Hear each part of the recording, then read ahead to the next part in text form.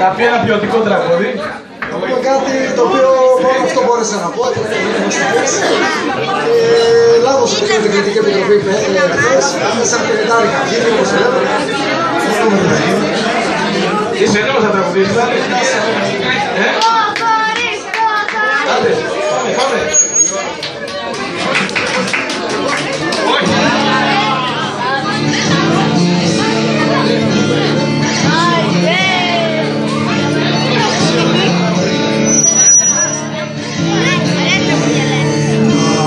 Μια φορά μάτια και ένα καιρό μόρφη κύρα αρχοντήσα να σε χαρώ για μικρό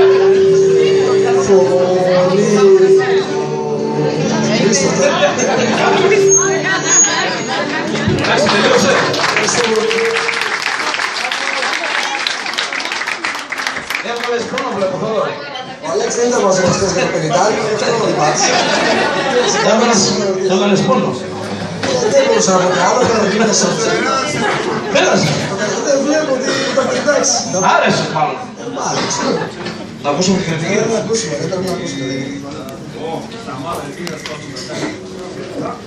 Οι πρόβες μας βοήθησαν αρκετά, θα έλεγα. Για να ξέρετε και οι υπόλοιποι, με τον Θοδωρή γνωριζόμαστε χρόνια. Τι μας λες? 22 από όλα, γιατί δεν γίνεται παραπάνω. Έχουμε συνεργαστεί πολλές φορές και πρόσφατα στη Θεσσαλονίκη και ήταν πολύ καλός. Βέβαια δεν μου είπε ότι θα έρθει για αυτή την εμφάνιση. Μπράβο, Θοδωρή.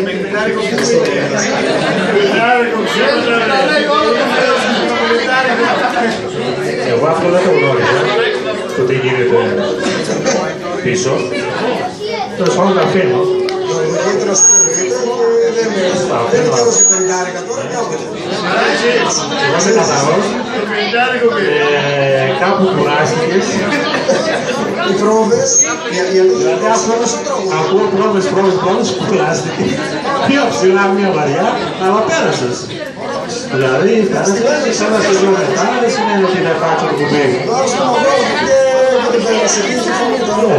Εντάξει, είναι και αυτό. Μετράει δεύτερη στιγμή, να πας καλύτερα. Να μην σου λέω τριβά. Γιατί επέλεξε αυτό το τραγούδι?